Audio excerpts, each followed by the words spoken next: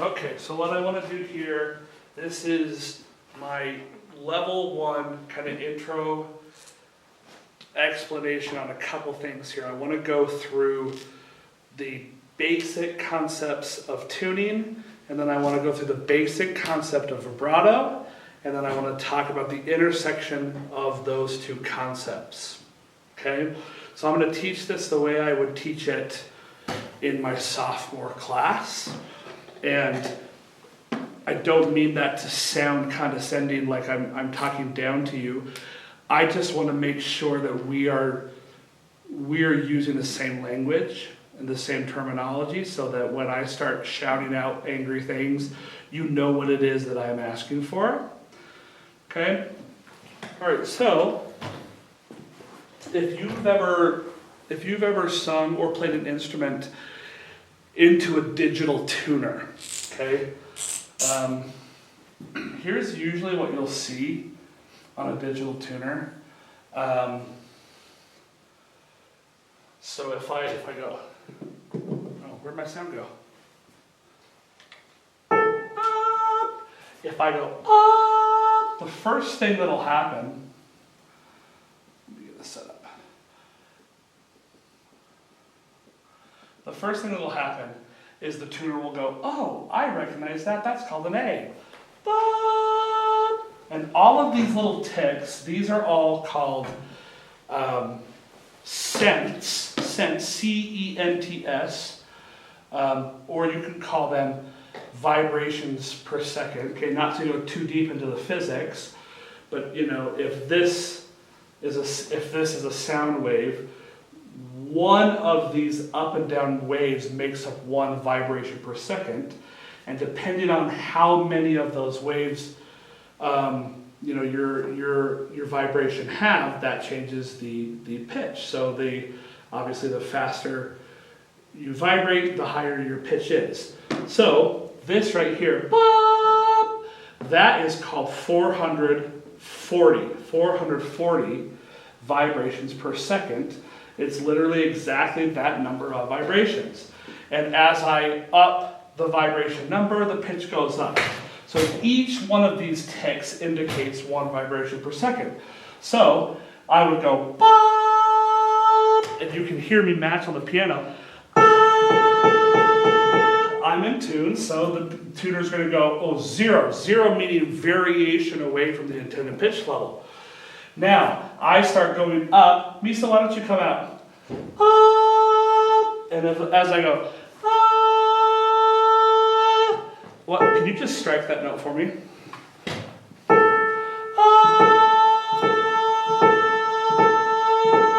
I'm somewhere in that 15 to 20 cent sharp range right now. So I'd be singing like 445 vibrations per second. Okay? And we can see the same on the lower end. So,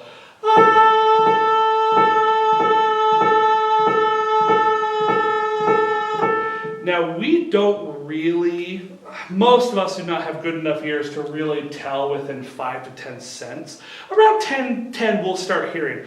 15 for sure, we're going to notice. So Misa, let's just sing this together. Why don't you come over here and let's do a D. So Misa's going to sing in tune, and I'll do the variation, and you'll just hear how stark this is.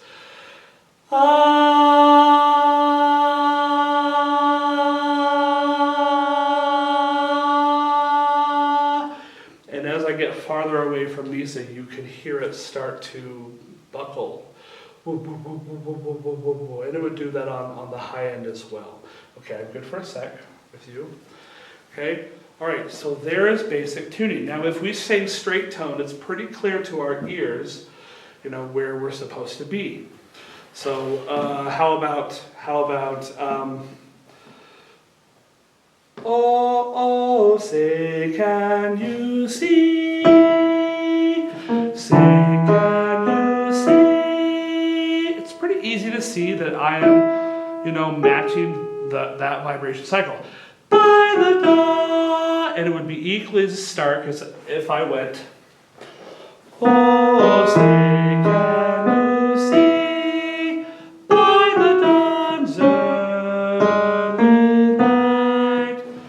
All right, so there's a basic rundown on tuning.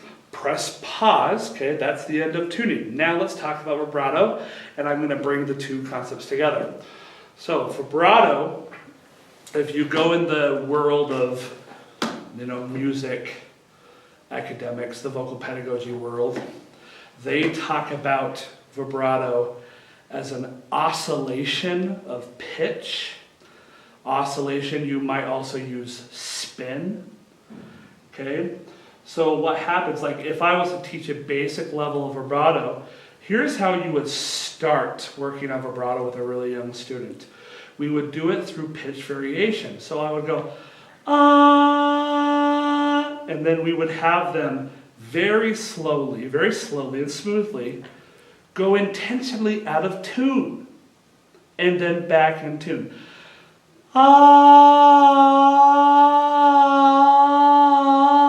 and you start speeding that spin up. Ah.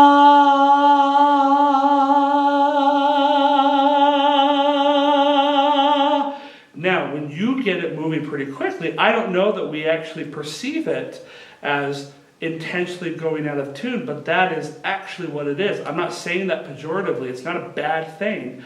But that's what we do when we use vibrato. We intentionally go out of tune. Okay? Here is the trickiest part of it. Is that you need to have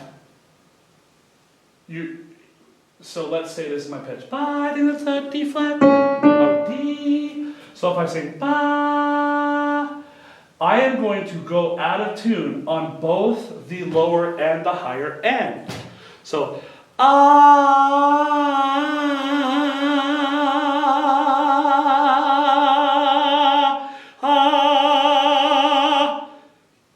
and eventually I'm circling the pitch center.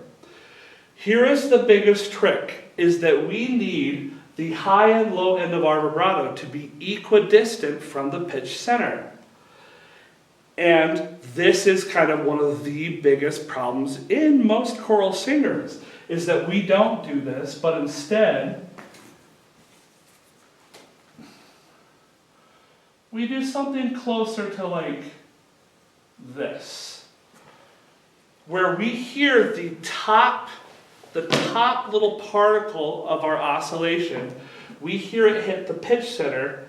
But because, and especially for singers who have a really wide vibrato, it really obfuscates in their own ears where the pitch center is.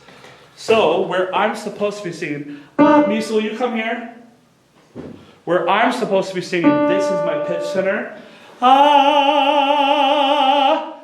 Can you just straight tone that D? Just straight tone it, and I'm going to show you a couple things. So, Misa. That is me equidistant, the same space between middle and high and middle and low in my oscillation. Now watch, I'm going to have the high part of my oscillation just barely nick the bottom of the pitch center. So, Misa right here.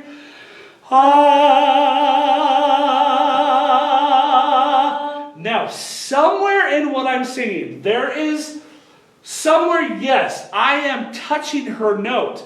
But if I took my whole space, my circle, and then you found the center of my oscillation, you would find that what I was singing, my pitch center in between my vibrato, was like right here.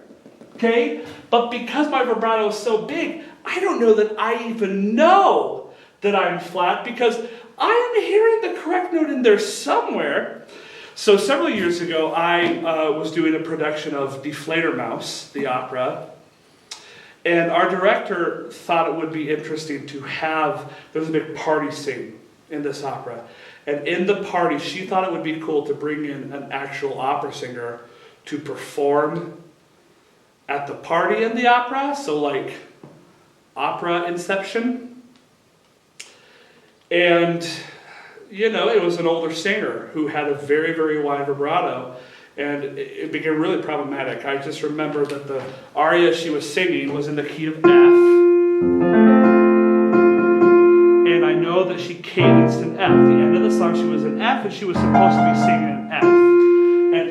remember what I heard on stage was an oscillation that took place between the range of E flat and A flat. Here's F, E flat to A flat. So it was